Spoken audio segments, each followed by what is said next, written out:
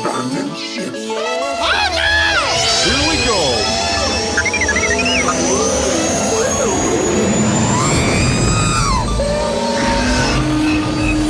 Can I persuade you to join us for a drink? It's a tradition. Here, here. Jar Jar, homie, my main man, quickly. Before the Separatists attack, get into the escape pod. Hey! This is escape, then we're the pod.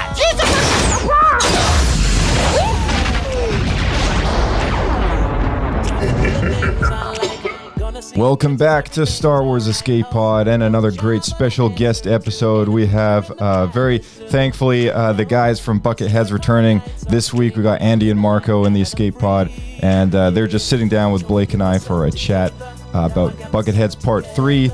So we're going to be chatting all about that and just some behind the scenes things and just any questions that we had watching it. And if you haven't seen Bucketheads, definitely go and check it out. I'm going to be leaving links in the description just like last time. And if you haven't heard our previous discussion on Bucketheads Part 1 and 2, I will leave a link for that as well down below. So stay tuned for a great chat. Let's get into it.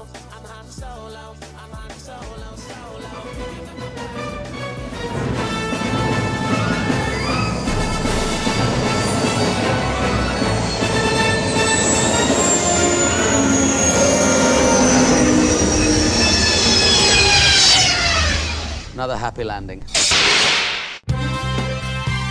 All right, welcome back, Blake. Hey, hello there. Hello Good there. to be here. Good to have you back. We do have some very special guests joining us once again. That we do. Big warm welcome to Marco. First off, hello, Marco. Oh, hold on. I moved to the channel there. There we go. Hey, Marco. Hey, can you hear me now? Hey, there we go. Awesome. Loud and clear. Loud and clear. Glad to be here. Hello, and then we also have Andy. Welcome back, Andy. Hello. Thank you for having us again. Oh, thanks so much for coming back. We've been super stoked to a chat with you guys about this this long-awaited Bucketheads Part 3. We've been itching for this for a while now. Yeah. We're excited to chat, and can I just say I love your guys' intro. It is so fun and such a good little piece of production value. It's such a fun thing. Oh, thank you. Oh, man, that's all Josh. Definitely all credit to him. Yeah, just a lot of splicing into that. But yeah, it's so funny you mentioned that because we tend to get the odd guest on every now and again, and it always comes up, and it seems to be popular enough that I've just never changed it. We're on to 300, and I think we're going up to 360 episodes now soon, and never once has it changed. So yeah. Well, clearly you've nailed it. Yeah. The quality of it. Yeah, exactly. Perfect.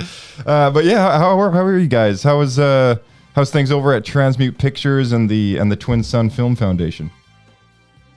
It's good. Yeah, it's good. It, I think for all film workers was somewhat of a challenging 2024 with a bit of a downturn in the industry. But, the flip side of that token means there were a number of very skilled individuals available. We were able to utilize them to help finish up Chapter 3. And so far, I've had a really good time with it. Yeah, perfect. It actually kind of worked out in your favor in regards to that. To some degree, being a film industry worker myself, I wouldn't say fully in my favor, but fair enough. Yeah, certainly for for keeping the project going and making it the biggest, best thing it can be. It definitely had a silver lining to it. For sure, yeah. Because I think you were talking about the manifestation of Part 1 of Bucketheads was during the pandemic, wasn't it? I guess Chapter 1, would have been probably at the very start. It's a little bit hard for me, honestly, just to think back with everything that's gone on in the last few years in my life and with Bucketheads and the film industry at large. But yeah, I think you're right. I think Chapter 1 would have been right near the beginning of the pandemic and had a similar silver lining that we suddenly had a very large group of skilled people we could tap into. Right. Yeah, that certainly was one of the catalysts for the visual effects that we were able to pull off for Chapter 1. We shot that in September of 2020, so first year of the pandemic. And the main reason that we got that that really cool opening space battle sequence was because the animator that pulled that off had so much free time due to the pandemic, because he just didn't have his usual workload, and that enabled him to jump onto our project and make that so much bigger than we anticipated. Yeah, that's Oh man, huge silver lining there, because I know that intro, that space battle is flipping amazing. yeah. Well, yeah, and even I honestly think it's the reason. I'm pretty sure it's the reason that Chapter 1 was able to have such a strong start on YouTube, because it pulls you right in. It's so cool to look at. Oh yeah. Oh, it's amazing. Yeah. But yeah, this final part, I think the last time that you guys had a chat on here with us is I guess the initial teaser was to release it on Life Day at the time. And that was 2023. And then that sort of evolved into, maybe Star Wars Day or something the following year. Well, 2024 is blown by and now, officially released, I guess, was it the very end of 2024 technically, Christmas Eve? Yeah, basically Life Day 2024. It just took an extra year, Yeah. I had a good big cackle there just because the announcement of that release date was a Marco Basso special that he did not run by me. That I learned as it occurred that that's what his intention was, knowing full well that would be very difficult to achieve. Not impossible, but difficult. So, that was an interesting announcement. I love it. Yeah, it was born from a desire to further please the Star Wars fans in my life. Somebody whispered that idea into my ear, and I was like, honestly, that's pretty cool. And I'm pretty sure we released that trailer around May. So I was like, 8 months, that should be doable. And it clearly wasn't.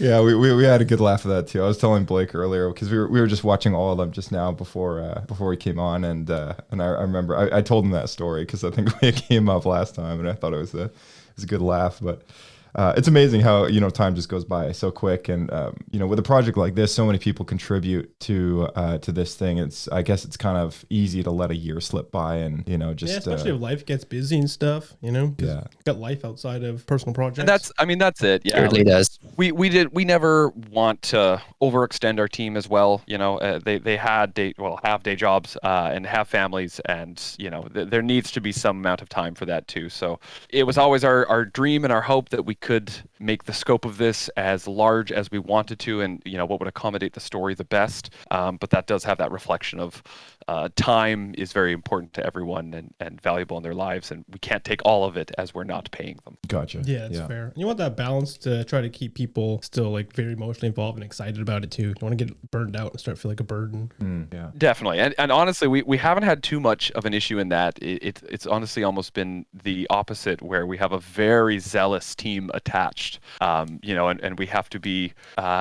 just aware and cognizant of their time and input into this, and that we're not consuming too much, for their family members and the other responsibilities they have going on. Yes, it's the other way around. They want to spend all their time working on it, and their family loses out. So you gotta be mindful of that for them. It's crazy. It's crazy how attached everyone has gotten to it. Like we love it. It's such a unique project in that sense, I think.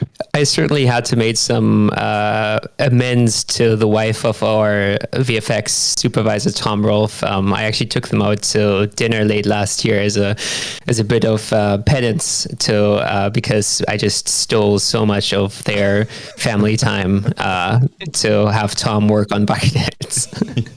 I'm sure they're very appreciative of that. Yeah, for sure. They totally loved it. Yeah. So this is chapter 3. It's called Through Fire and Blood, and you guys kick things off with a nice TV style, previously on flashback, to sort of remind everyone what they saw. And can you tell us a bit about the lead up to this, which is cool? With part 3 having come out now, was there at all any shift in the writing process between part 2 and part 3 that may have changed any of the story, because there was some gaps, I guess, between the production of part 2 and part 3, I'm assuming. So if there's any interesting stories there, I guess, with the direction of part 3 as a story goes. I mean, Andy, remind me if I'm wrong here, but I don't believe we changed the story for chapter 3 in any way between production started and we released it, I think that pretty much stayed exactly as it was always meant to, right? I think it did. Yeah. I if anything, I would say honestly that we gained more confidence going into chapter 3, that we were on the right track with the story and that it was resonating with our audience. And, I think regardless of whether or not it hadn't resonated yet, if that were the case, I still think we've always felt a great deal of confidence in the story we've penned out and that our team has penned out. And that, I think also with more eyes on the project, with more hands helping out, we just felt more confident that we could achieve the level of scope that we wanted to, so that the story felt like a truly large sort of Star Wars piece. So yeah, I don't think the production gaps, I don't think they scared us. I think we've been well aware that this is just the process that we need to abide by, given our very limited funding. And again, our overly zealous team, are such champions of us that I think we went, if anything, into chapter 3 with more confidence that we were on the right track. Yeah, I also think that the production overall with chapter 3 was much more straightforward compared to chapter 2, because chapter 2 was shot entirely backwards. We shot the last scene of that chapter first and then worked our way to the beginning. It's just how it worked out with how we had to construct sets and availability of people, and there were pretty large gaps between each shoot block. Like, I think we shot chapter 2 over the course of almost 6 months, whereas chapter 3 we shot just in one 5-day block with I think one more day of pickups, but that was just we shot that all in one single piece, which was really helpful considering the complexities of that particular chapter. With the exception of that opening scene between the Emperor and Nomi in that little surveillance room, that was actually shot years before as part of chapter 2. I think just because we had the time to do it then, and that set was already standing. But then it took an extra, I think, year and a half to shoot everything on the other side of that one-way mirror with Mark Meer, which was it was interesting matching that because our lighting approach had changed a little bit, and some people have already pointed that out on YouTube. The wardrobe has changed as well. Nomi's hat was initially a little bit too large, and that was fixed for the full chapter 3 shoot. Oh. Yeah, I guess the final thing I would say is, number one, to anyone listening, there's probably going to be a few spoilers here as we talk about some things. So if you haven't seen it, I encourage you to check it out first before maybe listening to this, just so we don't ruin some things for you. The other thing I would just maybe add is that, I think if anything, again, we felt really proud of the work we'd done up to that point and kind of set ourselves a bar of, quality and expectations we wanted to hit for everyone. So we did probably the most extensive reshoots we've done yet for Chapter 3, just because when we did our primary shooting block, the end space chase scene got sort of punted to the end of that, and we really had some long days. Everybody was giving their all. And that was a very meaty sequence to tackle for our actors, and also for some of the technological things we were doing. We had LED panels going and multiple backplates, et cetera, et cetera. So that was a very sort of thick piece to shoot. And sort of upon reviewing the footage, we felt, we hadn't quite nailed that bar that we were expecting to.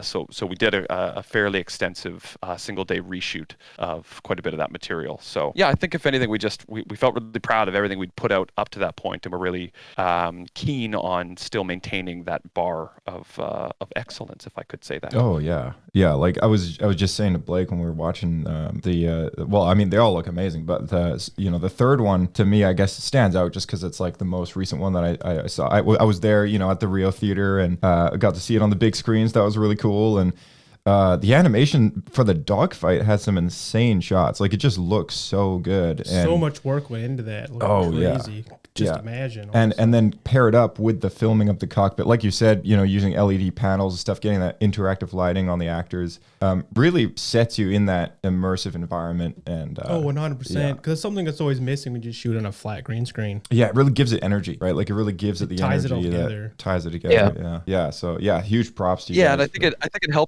think it helped our actors as well really understand the moment. I think it would have been very difficult for them to emulate sort of the emotional performances we we were asking for in quite a tense moment in the story without really getting to see how they were being fired upon, where some of the story beats were turning towards the Star Destroyer, going through the garbage patch, giving them the actual visuals of that while we were filming, I think really helped elevate the performances overall. Yeah, definitely. Yeah, can't argue with that. Yeah.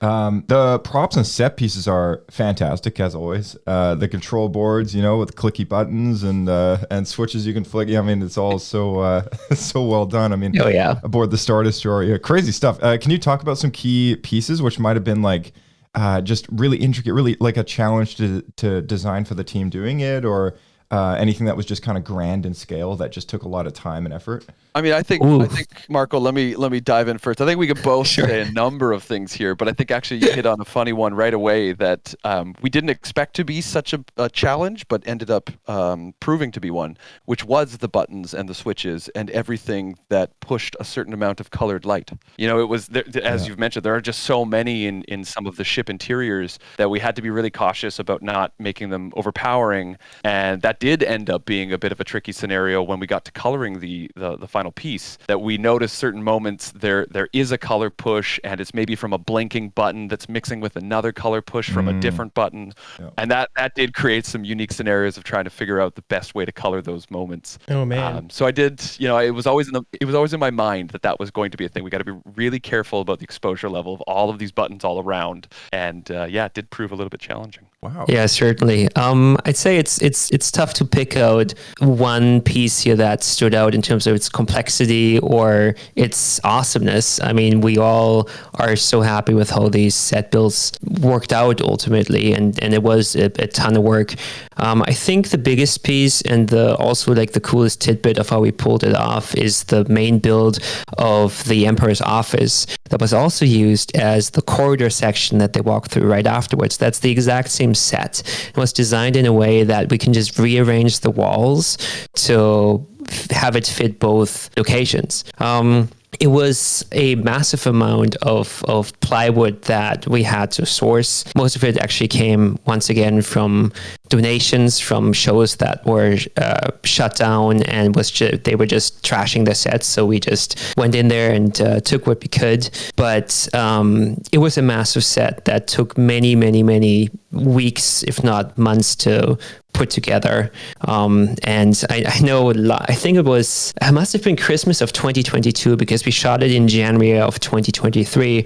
Andy and I were just like spending almost every day of the holiday break in that studio, just putting the last bits together with, the 4 other crazy people that were kind enough to donate their very precious holiday time towards our project and making it all stand in time for the shoot that I think went on. I think January 4th is when we went to camera, so it was a pretty tight race to the finish there.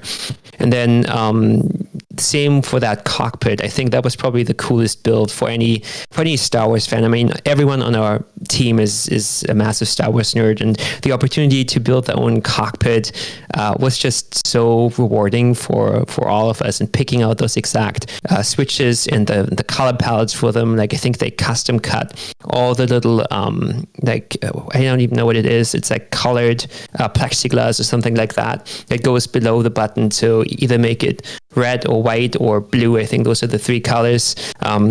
Caleb would know exactly because he put a lot of thought into that.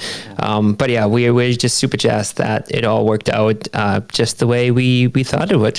Oh man. The other kind of challenging moment that I can think of that I think worked out quite well and was like a good learning experience. We knew it would be a bit of a challenge going in, is the moment in the story, sort of 2/3 in, where they're back in the hangar bay and they're moving towards Soteria, and they have to kind of trick the stormtroopers that are standing in front to get access. And the volume that we shot that in just was not as large as the span of travel that we wanted the actors to go to get to the ship, to sort of piece together the sequence of noticing there's a hurdle and then finding the way to overcome the hurdle.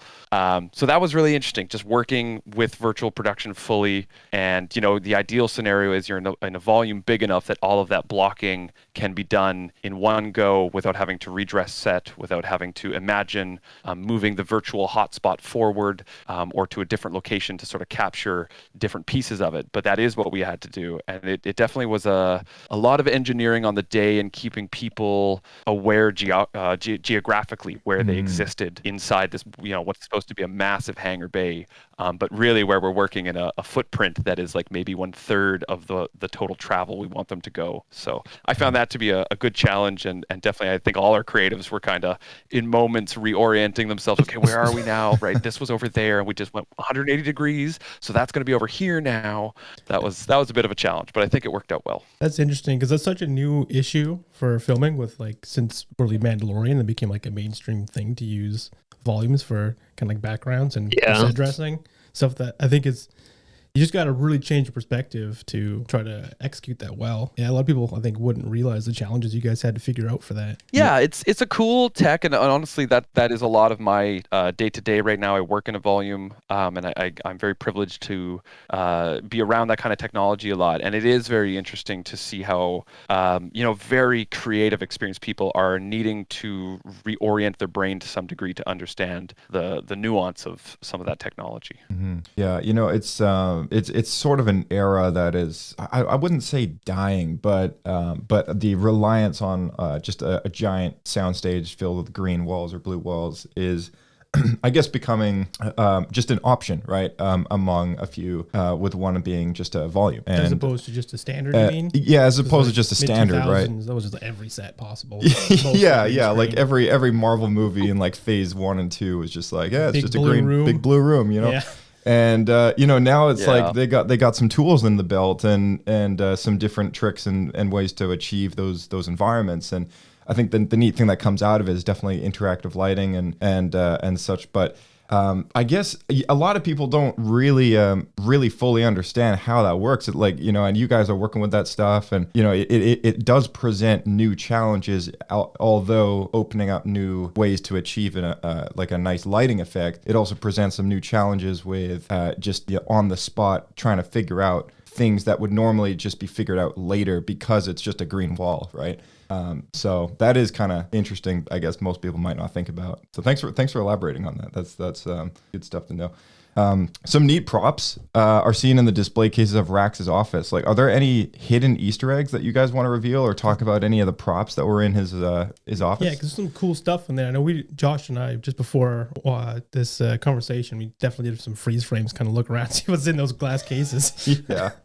That's awesome. Oh boy, I really wish Darian was on this right now because he could talk to you about that for hours.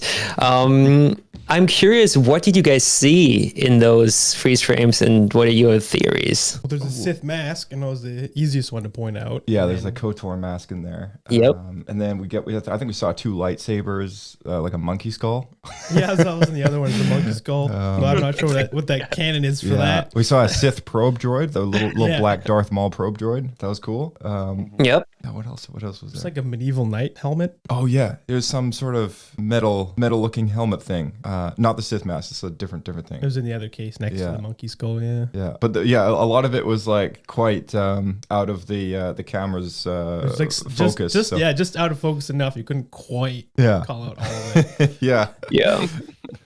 I think that definitely was the intention, was to perhaps not showcase all of the various pieces that Gallius contains in his office fully, but we really wanted to paint the perspective that this was a cultured individual. This was someone that has been around and has somewhat of an aristocratic nature and is sort of well-versed in diplomacy and, is an understanding individual of the universe, regardless of their moral stances, which I think we can all guess what those might be. Mm-hmm. As far as Easter eggs story-wise go, I'm not so sure I've got anything super crazy to reveal to you guys, but I can say a fun little Easter egg that I think nobody really knows and can appreciate is that a lot of the art that was displayed on the walls in the office was actually created by one of our scenic painters, Richie Viardi, who I think just did a phenomenal job at capturing sort of this dark Sith essence of conquering and conquest. I really loved a lot of the art pieces that were presented to us and that we did so get cool to put up in that office. nice. Yeah, Richie also provided a lot of the props that we were just talking about. Like they were all loan pieces, mostly from Richie, but also some other people who worked on the show. I think Nick Harrison, who played Gallus Rax, also provided a couple of items, and the lightsabers came from Aaron Harrison, I'm quite certain. Yeah. Okay. Yeah. It was so, and by the way, it was so cool to see a Gallus Rax and a little hologram of Ray Sloan. I mean, super cool tie-in to. We talked about it last year how your the Buckethead series parallels and ties into the Aftermath trilogy of Chuck Wendig's Aftermath books, which was a big sort of staple moment for the new Star Wars Disney canon that they kind of built on top of. All the live action movies kind of followed that event. But can you talk about casting those parts and then also like writing them into this story, being, having to try and kind of be a little familiar with Gallius Rax, having sort of directly inserted him into this story as a main part. Can you talk a little bit about that? Yeah, absolutely. Writing our plot around specific canon events was quite important to us to be able to establish the story in the timeline so people know sort of like where they are in the Star Wars timeline. But it was quite challenging figuring out what Gallius Rax would actually look like, because to our knowledge, there has never been a real life appearance of that character. Like we could find some sketches online, like there were some artist renderings of who that character might look like, but we really didn't have much to go on. So ultimately, we decided to just go off of what this character's presence would feel like, and we very quickly realized that Nick Harrison, who is part of the Outer Rim Garrison here, just has that very intimidating but also kind of royal presence that perfectly encapsulated what we were looking for. So we knew pretty early that we had our Gallius Rax, that we actually knew since chapter 1, because he's already credited in the opening sequence there, even though he doesn't appear until the 3rd chapter in person. But that's how early we knew that he would be our emperor. And with Ray Sloan, she's actually also a very vital character later on in the Bucketheads story. She was cast back when we did the teaser for the first season. I think that we released that must have been early 2020, I think. So that was an actress by the name of Nadine Lightbody, who we haven't yet gotten to bringing her back because she's she hasn't appeared yet besides the hologram. The hologram, we just pulled old footage that we shot when we first did the teaser. But those are the two main characters from Aftermath that we used to tie our story into the established universe. Yeah, and with Nick, it was a very easy, obvious choice because Nick Nick is the correct height to be Darth Vader. He has an incredible Darth Vader costume that he troops with the 501st in. I don't know if he still has this. I know at one point he did. And we know that he loves to embody that sort of dark presence, even though he's a very kind, jovial man. But so that made it a very easy choice, when we considered who we wanted to work with. Nick is also a professional actor and stuntman, and he has sword training, I think, through like the Royal British Academy. And this is still Star Wars we're talking about. Lightsabers are still a large part of this. So perhaps if that gives a little bit of insight into things yet to come, it was a very easy choice for us to say Nick is a really great option here. And Nick also really one-upped us in that, as Marco mentioned, we didn't have any live-action references of a Gallius Rax and what they would look like, what they would dress like. I mean, we do have animated references and hand-drawn references, but we did some mulling over what our first appearance of him would be. What would he be wearing? Is he in armor? Is he in more aristocratic clothing? What does he look like? And Nick really one-upped us that he had already designed this incredible Imperial armor and had it on order, and it was coming in time for the shoot. And so it was a very easy choice for us to okay and approve that because it looks so phenomenal. And it looks so good to the point that I believe he is submitting or has been requested to submit it as an official troop costume for the 501st. Oh wow. Yeah, he's That's the official costume reference library model for Gallius Rax now, I think. Yeah, which is really cool. That's fantastic. Yeah, that's awesome. I think he might not be dressing up as Darth Vader anymore. You know, I think so. I think he's got his new character now. Yeah. yeah.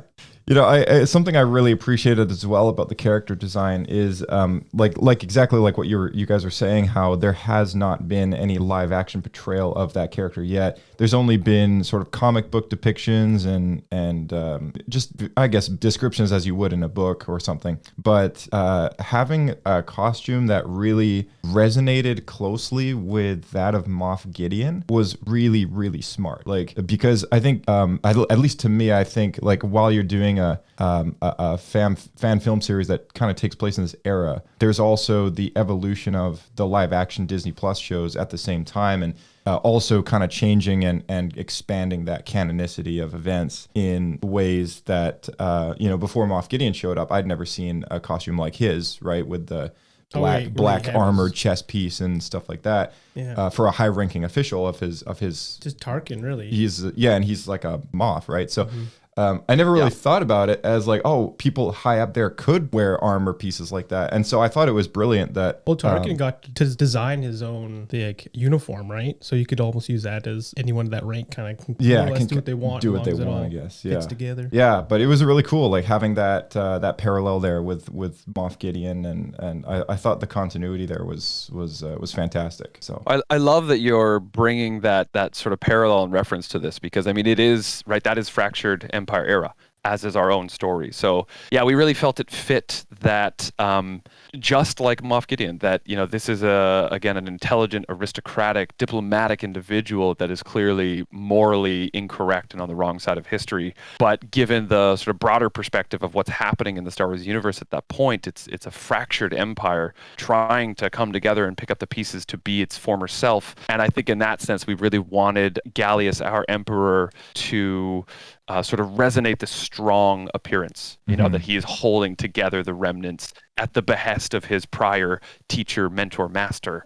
That was really, I think, a big angle for us, that we didn't want him to come off too aristocratic, but we also wanted to paint this nature that he's strong and intelligent, and he can sort of duke it out in the diplomatic circles with the best of them. Yet there is a far more sinister nature kind of simmering underneath. Yeah, like a lot. I found a lot of people actually don't know who Gallius Rax is, so I really appreciated you guys having this character in the story and really cementing him as the emperor of the time, because that's exactly what he is, in the canon. For a short while, he is acting as emperor, and it's part of the emperor's contingency plan to have somebody there in case things started to fall apart. And so that was really cool, and just kind of urge anyone out there listening to go and look up the Operation Cinder and the Aftermath books, and the Battlefront 2 campaign was also like really, really cool to play through that, and all these interesting things.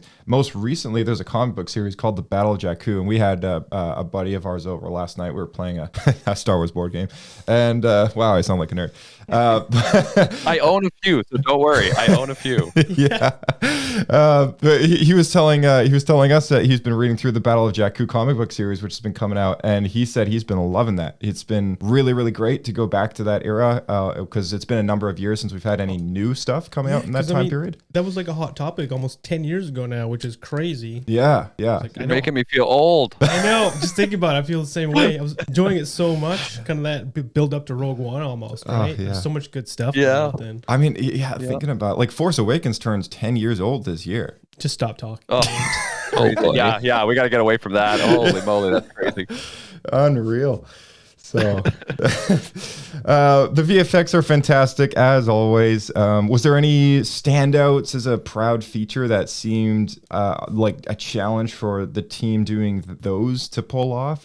You can also kind of lump in special effects on set as well with this too. Like, was there any on-set effects that was used, as well as just challenging visual effects? Yeah, I think a lot of the VFX for our team, especially given the size, felt challenging. The very large space chase at the end of Chapter 3 was a dream of Marco and mine, but I think expanded dramatically when we attached our animator, to the point that we were all somewhat concerned if we could really pull it off with the amount of VFX going on and the time frames we were trying to hit. And obviously the team pulled it off very impressively. Watching that come together and, just approving the sequences and the shots and giving little notes on needing more out of certain moments to accompany some of the live action footage that would go with it and hit the story beats we needed to achieve. That was a really fun process, but I do think, that was probably one of the most challenging parts of getting Chapter 3 to the masses eventually was completing that sequence and all the visual effects it contained. And I think the explosions, I think are a really... Oh, yeah. It was a fun moment for Marco and I to witness just the level of fidelity the team was able to achieve, the sense of realism it brought and danger to the whole piece. That was really fun, working through the numerous explosions and little impact hits on the shields and garbage scraping the ship and all of those moments. It was a lot of fun to craft together. Yeah, on the note of explosions, if you watch the first trailer for Chapter 3, you'll see that the explosion that is featured in that trailer, the same shot is in the final film and has a completely different explosion. They originally, I think, just to save time, the plan was just to go with 2D assets for the explosion, and we just didn't want to settle for that, so we pushed Tom to go all the way and get a 3D Houdini artist in there to create custom 3D explosions that really look so much better, as you can see. And we were really lucky to get probably one of the best FX artists in the industry here to do them for us. And as you can see, it was worth it. That sequence took an extra year to complete over what we ultimately were hoping for.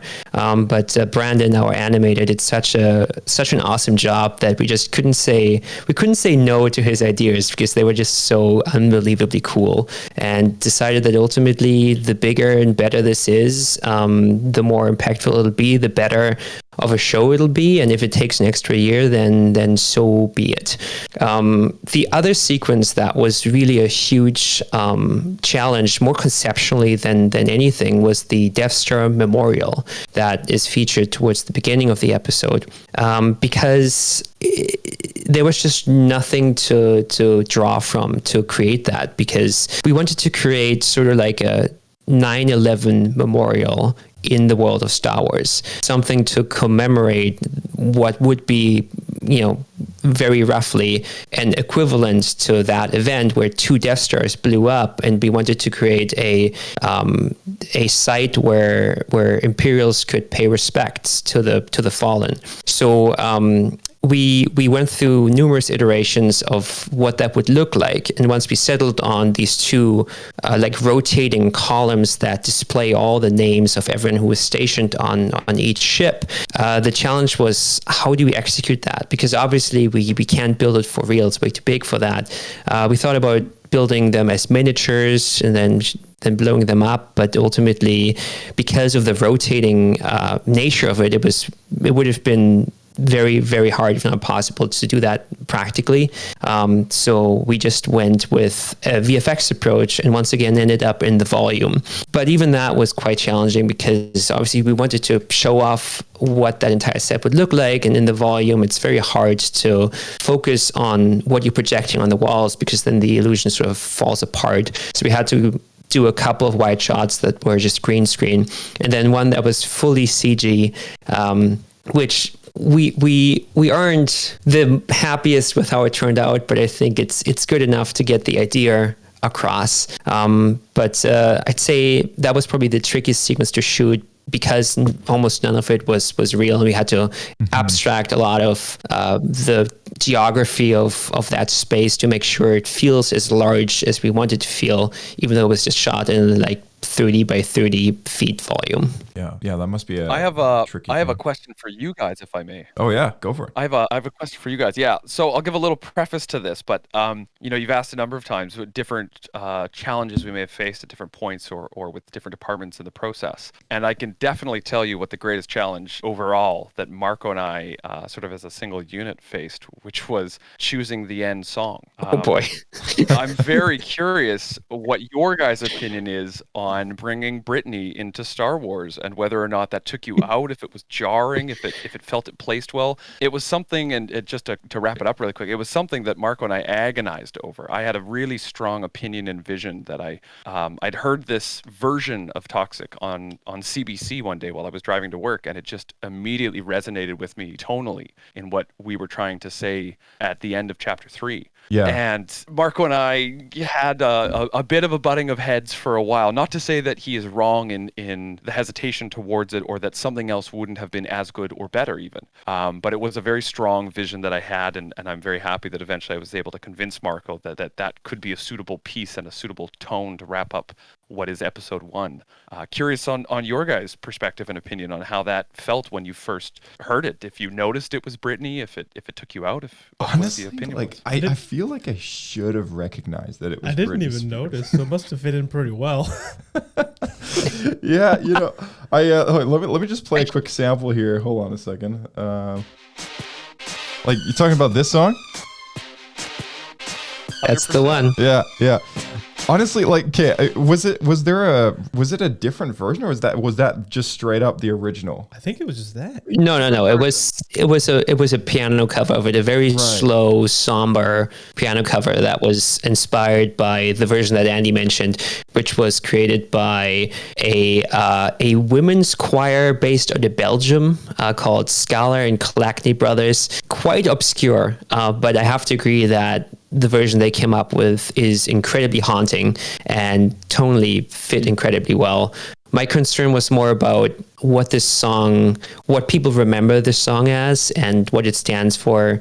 Some of the lyrics fit extraordinarily well, others don't fit at all. But it is also just musically a excellent fit for Star Wars, which sounds ridiculous, but if you dig into sort of like the recurring themes that you find in the Star Wars soundtrack, and then just look at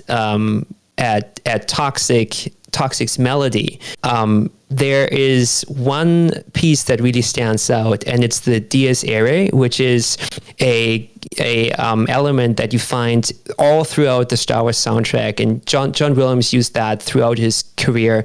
It's basically just 4 notes that are slowly falling. It's like da da da da, and in Toxic, you obviously have this really iconic riff that plays throughout, like da da da da da, which is the exact same one, and it's in music theory, this theme is almost always associated with death or downfall or something evil. So you find it in almost any Imperial theme that is used in Star Wars. And having that exact same theme in Toxic, I thought was such a wonderful connection between the two. And that is ultimately how we brought Britney into Star Wars. That's legendary. I feel silly not recognizing it. It's been a long time since I heard of that. Yeah, same 20 here. years probably, but you raised really good I'll points. throw Marco one compliment. Not to expand his ego too far, but if Marco were not my better creative half, I don't think we could have implemented it, because we're always trying to avoid, trademarked and copywritten anything, and just making this as original and our own unique piece as it can be. But again, I heard the song, I felt super strong about it, and Marco is a very accomplished pianist, so I knew that I had the right person already, who understands music theory, who can recompose this in a very professional, high-level manner to fit in the ways we need it to. Because it's not just like you take a chunk of the song and put it in your edit and go, wow, that fit perfectly right away. It never happens. Right. You're always needing to do some massaging of the notes and the stingers and where lyrics fall and etc. So I knew that having Marco with me on that journey, with not only his piano skills, but also he's an incredible editor, that we could pull that together and fit it well, I think, tonally. Yeah. Well, my ego has now properly been inflated. I knew it would be. Darn it. No, this is an awesome job. I actually, it did not clue in at all that was Britney to me. It just fits so naturally. And playing the original without the lyrics, it almost feels like it fit into like a Bond film or something too, with that current tone. I didn't even realize how theatrical that song really is. If you guys elevated the song, let alone the other way around. It's going on my daily playlist. That was exactly what Marco said too. He's like, the first time he heard it, he was like, that makes us feel like a Bond film. And I was like, is that bad? Oh, that's I don't awesome. think so. Yeah, I know. But yeah, we did not recognize that. That was like, what a great fit. But I mean, talking about music though, can you talk about the score on this a little more and like how it maybe differed from the previous two, like how it was different and maybe what other kind of musical stories you might have about this one? Yeah, absolutely. The biggest difference musically between chapters 1, 2, and now 3 is that we don't have Samuel Kim anymore. He composed the previous 2 chapters with Blake Matthew, who is now our main composer, being sort of like the secondary additional composer on chapters 1 and 2. Since Sam's departure, we just relied on Blake to be the main composer, and he brought in a buddy of his, Jordan Andrew, and both Blake and Jordan are highly accomplished composers that have scored some pretty cool, impressive stuff. But the process was really quite different here. With 1 and 2, we sort of just let Sam do his thing. And due to the more action-heavy nature of those chapters, it mostly just worked out. Like, obviously, we gave notes, but it was a pretty straightforward process to just get the feeling we wanted. With chapter 3, I think we just had less of a clear idea of what it would sound like, especially the first half that is very heavy dialogue scenes. And that's just a very different ballgame when it comes to scoring them. You don't want the music to drive the scene too much. You don't want it to come to the forefront too much. So a lot of the score in chapter 3 is very subdued, barely noticeable, because you wanted to just sort of like support the pace and the building tension of the scene without being too obvious about it. And also due to the much extended post-production timeline, the score was created over, I think, almost a year. Like, we just sort of did one scene every 2 months. There were just long periods where Jordan and Blake also just had to take other work and do their main thing, because they once again very generously donated their time and skill to our production when they had the time. So I think there was a lot more back and forth in chapter 3 as it evolved. I think the pacing of it was very much just evolving with the music. We sort of like had to find the right balance there. There was a lot of try this, actually dial it into this other direction.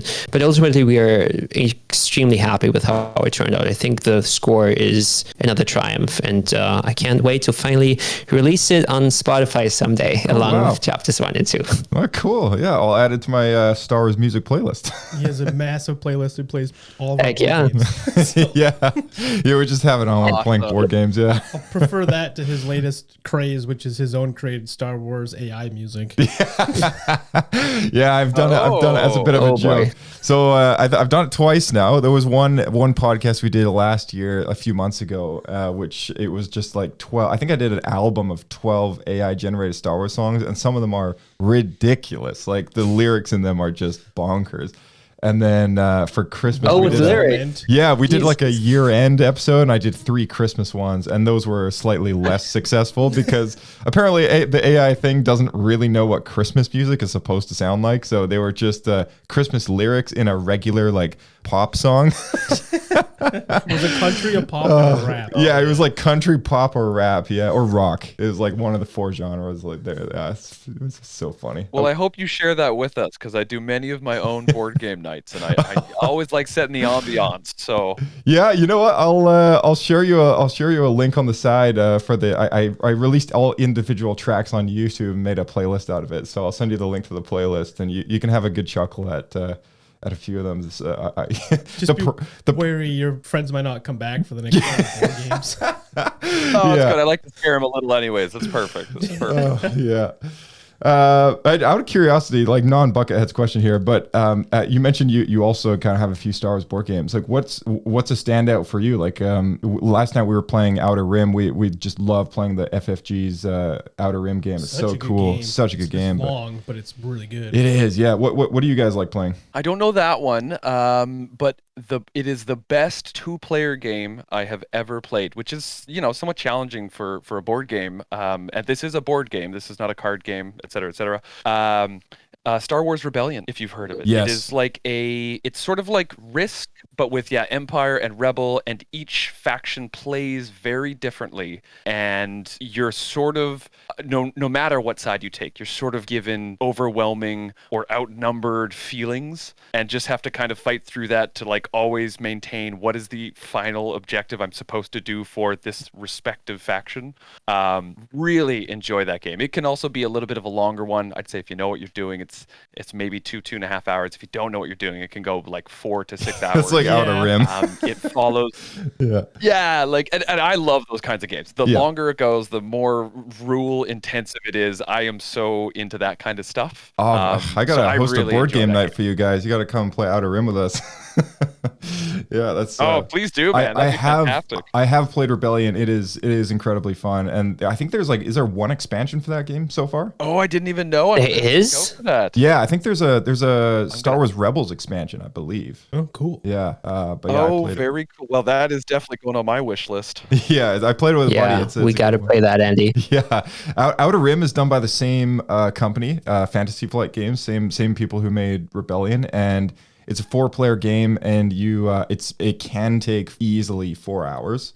So last night we started at like 9. We finished at like 12:31, something like that. I don't know. It was a long one, but that's awesome. Damn. You play as a smuggler or bounty hunter, and you have to be the most famous in the galaxy. You have to gain fame points, reach a goal of 8 or 10. And then you have to check off all the goals on your ambition sheet, which there's usually like 3 or 4 of those. But you're like hopping between planets. You have to like upgrade your ship. There's like market decks that you can shop at when you go to a planet. Like there's so many like things to do. And once you get into the rhythm of things, it's like it's easy enough to kind of get used to playing, but it's just there's a lot of variety though. Oh yeah, characters, and depending what mission you get, or whatever, or how you choose to go about getting your fame, there's lots of variety. In how yeah, it's essentially like role playing, but without the whole D&D role playing part of it. It's a board game version of a role play game, basically. It's crazy. That's awesome. I love those styles of game. Like I don't know if I'm saying this exactly right, but that sort of provide you here's the end goal, and then it's like a non-linear progression to get there. You can just sort of do a number of different things to meet that end goal. So I love those types of games where every playthrough feels a little bit fresh and different. And even like the original Rebellion without the expansion is very, in my opinion, very role play heavy. Like you totally get into one side, and if you're playing the Rebellion, you're hoping you can turn Luke into Jedi Luke and meet Yoda and Dagobah and like all of this fun stuff, but it doesn't have to go that way. Right. I think one of my favorite sort of days that I've played it with a friend, that he stole. You can when you're the Empire, you can, if you're lucky, get a particular card in play that allows you to potentially completely turn one of the Rebel heroes into an Empire hero. And they took my Chewie away from me. That was a very memorable game. Yeah. Evil Chewie. Evil Chewie. So He went to the dark side. Oh man. Well, yeah. I'll message you guys on the side if you're ever interested in coming over and trying Outer Rim. I'll get something going. But we only got one or two questions left. As far as Twin Suns is concerned, what do you guys have planned next? Any shorts coming up? Yeah, we still have many stories to tell in the Tales from the 501st side of things. That's our anthology series that just delves into a little bit more contained stories in perhaps memorable moments you're aware of, and perhaps some new scenarios, but around sort of lesser individuals in the galaxy. And we've got one of those tales in post currently, so that that should be coming out 2025. Don't know what quarter exactly, and we've actually filmed a third of another one and are hoping to complete filming and get that into post this year as well. So looking at a couple of Tales episodes to come out this year for sure. Oh, cool. So where can people actually? What are the handles that people can like subscribe to that and like follow that those videos and that series and more from you guys just in general? Yeah, appreciate it. Most social platforms, I believe we are Bucketheads Film. Instagram, Facebook, and oh geez, which one am I missing? Twitter? Do we still tweet? Do we twit, Marco? Yeah, X. No, we are removing that account and whatever we leaving call it. that platform altogether. Blue Yeah, Sky. so primarily Facebook. Yeah, whatever the heck we go. Yes. Meta now, or yeah. We'll go with the old terms that people are familiar with. Yeah. Facebook and Instagram primarily. Bucketheads Film. We do have our website. Marco, correct if I'm wrong here. It's Bucketheads Film Series. Dash series. Thank you. Bucketheads Series is our custom website. .com. .com. Thank you. Bucketheads-series.com to give that all out in one go. And that contains links to our various social platforms. The episodes themselves are all hosted on our YouTube channel under Transmute Pictures. And that's also where the tales from the 501st episodes can be seen. And then we have the Patreon, which is under Twin Sun Film Foundation, if you're looking to donate and see these things continue. Awesome. Perfect. Thanks so much. And yeah, I'll put all that in the description as well so people can just kind of click and find. So yeah, good stuff. Thank you. Huge thank you to both of you guys for coming back on again. You know, always great to have you back and good to chat. And yeah, just thank you. It's great chatting. Thank you guys. Yeah, really Thank appreciate you. it. And looking forward to our board game night. Absolutely. Yeah, sounds good. It's been an absolute pleasure. Thanks for coming on. All right, Blake. Awesome. Thank you guys so much. Have a good one. What was it? Fire and blood. Keep flying. Through fire and blood. All right. Big thank you to our audience for tuning in as always. And don't forget to check out those links down in the description. Go check out Bucketheads Bar 1, 2, and 3. And, you know, I'm sure we'll have Marco and Andy back on here again in the future. Also, you can follow the podcast using the handle at SW Escape Podcast. We always love to hear from you guys. So type us an email using the email address swescapepodcast@gmail.com. We are closing down public access for the Discord, just as a heads up from last time. We're keeping that guest and podcast crew exclusive. And look forward to more stuff coming at you at light speed. We will see you in the next episode of Star Wars Escape Pod. May the Force be with you.